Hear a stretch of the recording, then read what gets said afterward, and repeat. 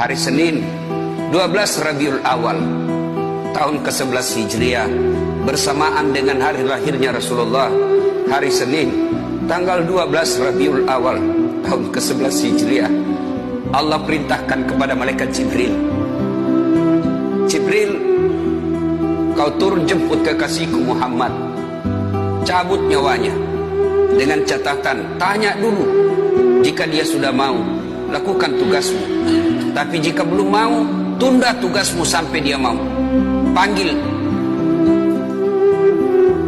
3 malaikat menyertaimu, Mikail, Israel, Israfil. Turunlah malaikat.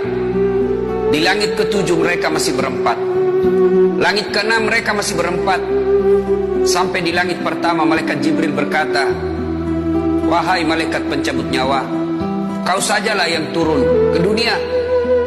Saya tidak tega menemanimu dan melihat engkau mencabut rohnya Muhammad sallallahu alaihi wasallam.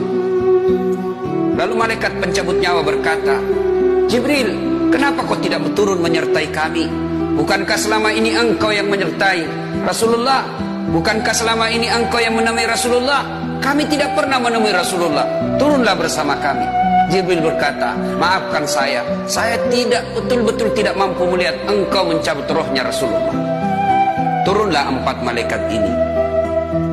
Lalu malaikat mengetuk pintu Rasulullah, ketuk rumah Rasulullah. Assalamualaikum warahmatullahi wabarakatuh ya Rasulullah. Nabi dalam rumah menjawabnya, waalaikumsalam warahmatullahi wabarakatuh. Fatimah membuka pintu, ternyata tidak ada orang di depan pintu.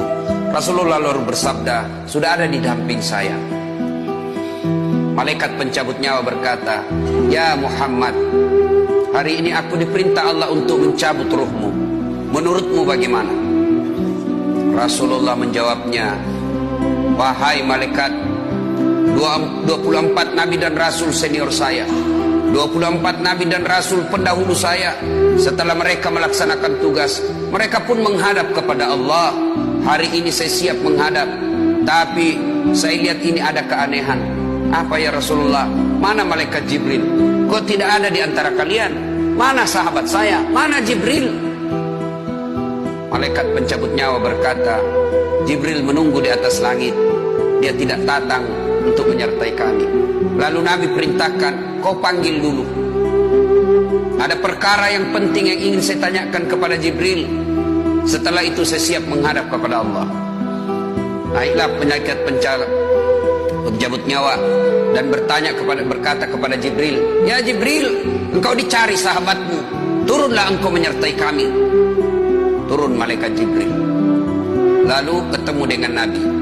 Nabi bertanya kepada Jibril, ya Jibril, kalau hari ini aku harus menghadap kepada Allah, tolong berikan saya berita gembira, tolong perdengarkan saya kalimat yang nikmat di telinga saya. Lalu Jibril bersabda, ya Muhammad, saya dapat berita gembira dari Allah. Seluruh malaikat yang pernah Allah ciptakan antri untuk menyambut rohmu ya Muhammad. Apalagi ya Jibril, ya Muhammad, seluruh nabi 24 haram masuk surga sebelum engkau lebih dulu. Meskipun engkau nabi paling terakhir, tapi Allah memberikan garansi dan jaminan, haram seluruh nabi dan rasul masuk ke dalam surga sebelum engkau lebih dulu ya Muhammad. Nabi mengucapkan alhamdulillah. Apalagi ya Jibril, ya Muhammad, jika engkau punya dosa dan kesalahan, Allah telah mengampuni dosa dan kesalahanmu. Nabi bersabda, alhamdulillah. Tapi ya Jibril, itu kan saya, itu diri saya. Ya Jibril, saya tidak cemas soal diri saya tidak ragu soal diri saya. Yang saya cemaskan umatku ya Jibril. Bagaimana umatku sepeninggal aku kelak? Subhanallah, Nabi tidak mencemaskan anaknya, Nabi tidak mencemaskan istri beliau, Nabi tidak mencemaskan keluarga beliau. Yang beliau cemaskan umatku ya Jibril. Jibril lalu berkata, baiklah kalau begitu ya Muhammad, nantikan saya. Jibril lalu menghadap kepada Allah. Selang beberapa saat muncul kembali dan berkata, ya Muhammad, aku telah mendapat berita gembira dari Allah.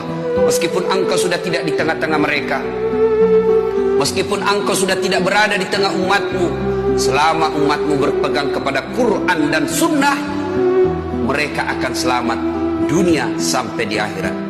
Mendengar ini Rasulullah lalu tersenyum dan berkata, Alhamdulillah, segala puji bagi Allah.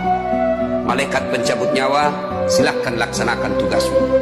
Jibril mundur, majulah malaikat pencabut nyawa melaksanakan tugas dan berkata, kalau bahasa kita, ya Muhammad, maafkan saya tidak mampu melakukan ini, tapi ini perintah dari Allah.